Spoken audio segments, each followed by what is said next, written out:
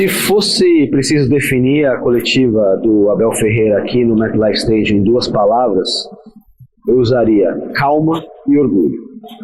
Calma porque a gente está vendo uma faceta do Abel que não é muito conhecida pela imprensa que cobre o Palmeiras normalmente. A gente está vendo um Abel muito mais leve que o seu normal. Nas vitórias, nas derrotas, nas preparações, antes de jogo, depois de jogo, o Abel está sempre tenso.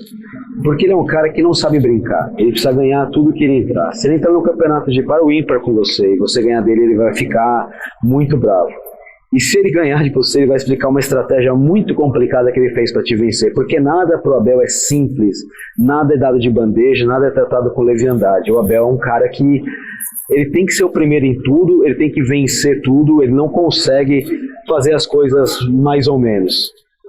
E essa calma que o Abel Ferreira está trazendo aqui para os Estados Unidos, que a gente já tinha visto na Carolina do Norte, agora a gente vê aqui em New Jersey, é algo que surpreende, mas nem tanto, porque ao mesmo tempo que mostra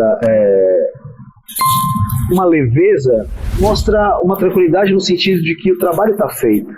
Né? O Abel, com essa característica de não saber perder, jamais estaria tão tranquilo, tão calmo, tão cordial se ele não acreditasse no que fez.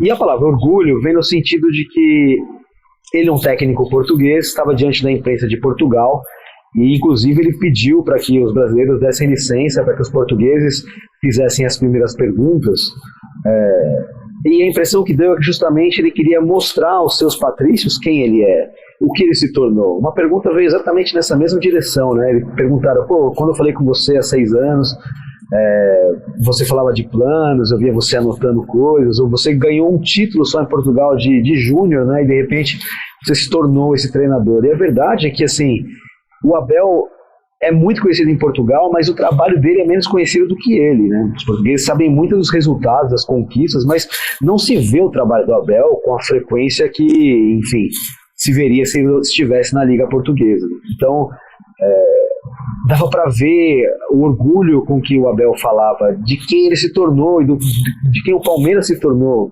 na sua gestão como treinador.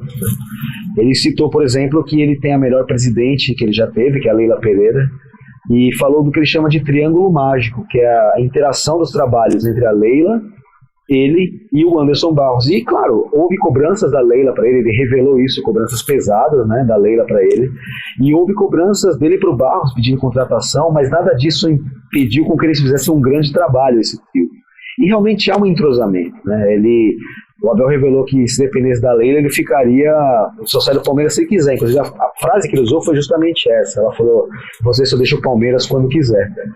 E isso mostra, mais uma vez, né, que Palmeiras e Abel Ferreira são realmente algo, como falam os americanos, a match made in heaven. Eles combinam de uma maneira, né? O Abel fala que o Palmeiras é o clube da vida dele, que ele não tem dúvida disso, né? Que o Palmeiras é o clube da vida dele.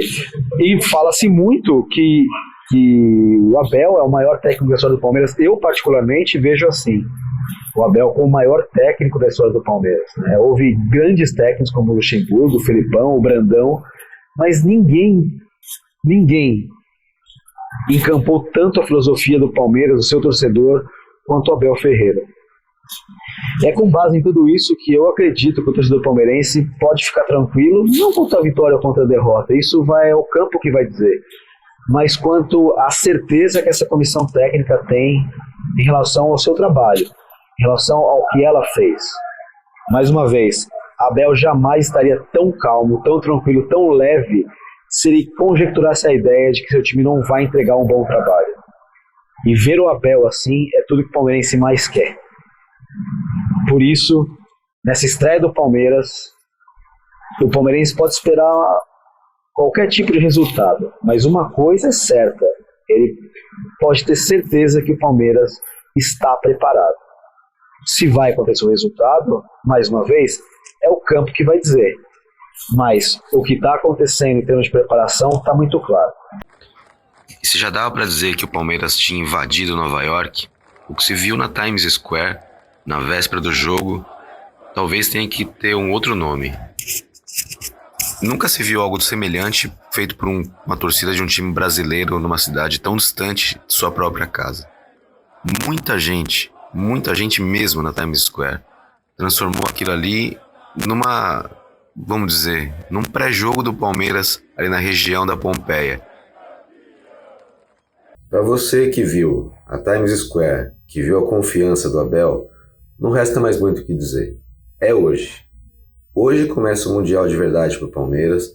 Hoje a gente vai entender o que significou esse período de preparação. Peço desculpa pela minha voz, mas ontem com a chuva que a gente tomou aqui para se deslocar para lá e para cá, um ligeiro resfriado se aproxima de mim, mas eu vou dar conta dele porque ainda falta muito Mundial e para o palmeirense em especial, eu espero que falte muito mais ainda, que essa aventura aqui nos Estados Unidos dure bastante. Mas hoje começa o Mundial de fato, hoje a gente vai entender o que essa preparação trouxe para o Palmeiras, a gente vai entender finalmente o que o Paulinho vai poder contribuir com o Palmeiras, que foi a grande contratação. Vamos entender se o Flaco vai jogar. Ontem ele passou pela zona mista, conversou com a gente, demonstrou confiança, mostrou que está preparado. A gente vai entender o que o Rafael Veiga vai trazer para o Palmeiras. Ele foi a outra pessoa escolhida para passar. É curioso que são dois reservas, que pelo menos vinham sendo reservas dos times ideais do Abel. Será que isso indica alguma mudança? Será que a gente vai ver alguma coisa diferente? Mas, como eu disse no início do vídeo, o ponto é o entender e conseguir ler a confiança do Abel Ferreira. Um cara que não está disposto a perder nem disputa de bolinha de gude, está nessa calma diante da estreia contra o time do país dele, é um indicativo muito grande de que realmente a preparação foi muito bem feita.